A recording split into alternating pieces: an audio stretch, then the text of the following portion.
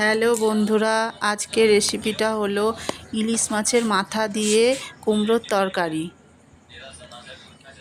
এর জন্য আমি ইলিশ মাছের দুটো মাথা নিয়েছি, কিছু কাঁচা লঙ্কা আর আলু কাটা আর কুমড়ো কাটা। কড়াই বসিয়ে দিলাম।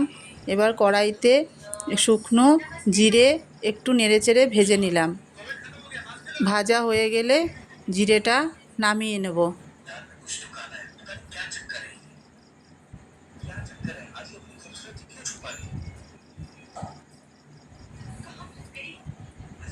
জিরেটা নামিয়ে নেওয়ার পরে এবার কড়াইটা চাপিয়ে দেবো। কড়াইতে তেল দিয়ে দিলাম। কড়াইতে তেলটা গরম হতে থাকুক। এবার আমি মাছের মাথাতে নুন হলুদ মাখিয়ে নিলাম।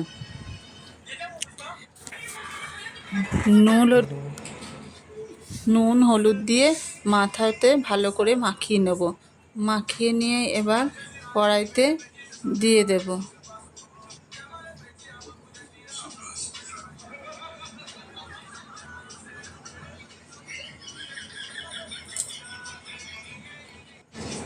এবার ভাজা জিরেগুলো মিক্সিতে পেস্ট করে নেব।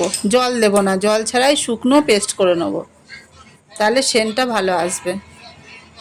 এবার মাছগুলোকে নেড়েচেড়ে উল্টো পাল্টে ভেজে নেব। ভাজা হয়ে গেলে মাছগুলো একটা পাত্রে তুলে নেব।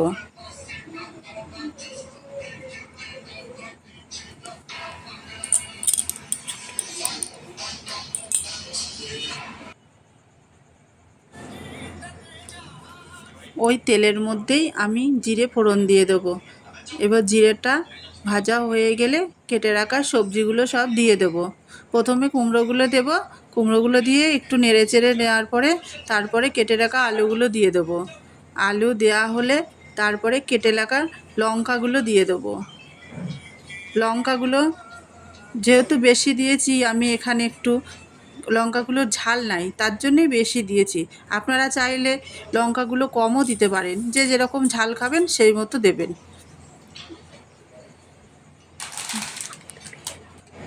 আলুটা আমি এখানে চন্দ্রমুখী আলু নিয়েছি, এই জন্য আলুটা বেশি না কষালেও হবে।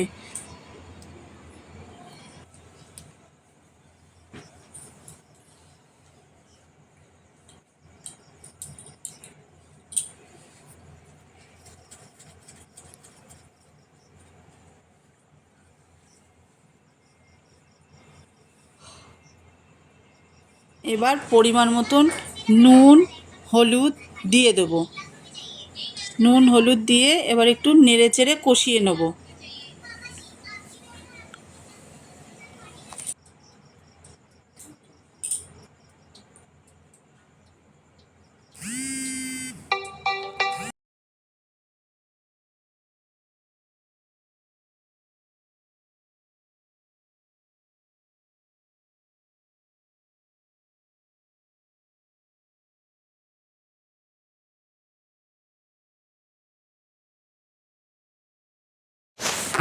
এবার সবজি কষানো হয়ে গেলে এবার জল ঢেলে দেব।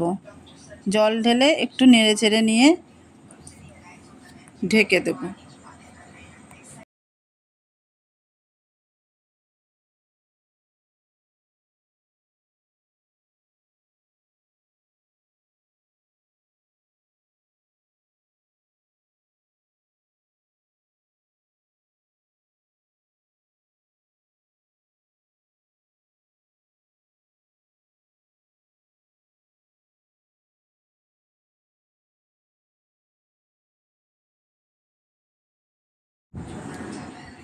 দশ মিনিট পর ঢাকাটা খুলে নেব।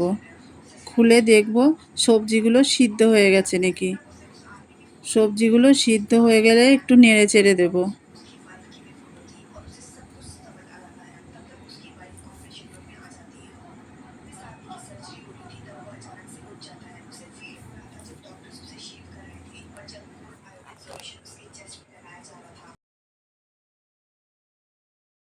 কড়াইয়ে ঝোল ফুটতে থাকুক, আমি এদিকে ভেজে রাখা মাথাগুলোকে ভেঙে নেব।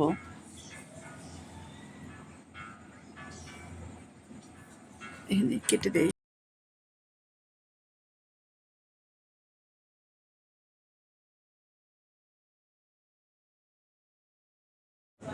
এবার ঝোল ফুটতে থাকলো। এবার মাছের মাথাগুলো ঝোলের মধ্যে দিয়ে দেবো, দিয়ে একটু নেড়ে চেড়ে নেবো।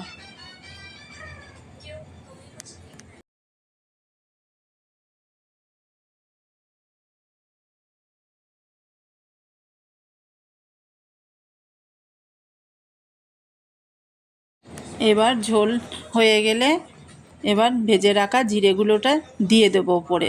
আমি এখানে ভিজিয়ে করি নেই, শুকনো করেছি, যেহেতু শুকনোর একটা সেন্ট আসে, এর জন্যে ভেজে রাখা জিরে গুঁড়োটা এই নামাবার আগে দিয়ে দিতে হয়।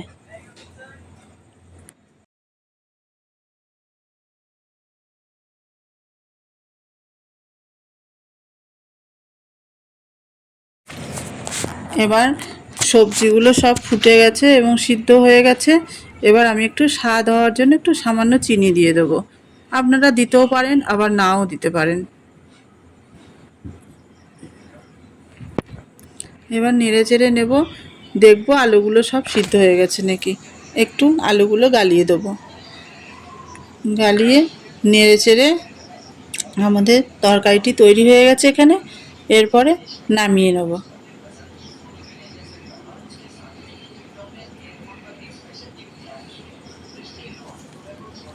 এবার আমি তরকারিটা নামিয়ে নিলাম। দেখুন কি সুন্দর দেখতে হয়েছে, দেখতেও যেমন সুন্দর, খেতেও খুব সুস্বাদু। আপনাদের যদি ভালো লাগে লাইক কমেন্ট করে দিও।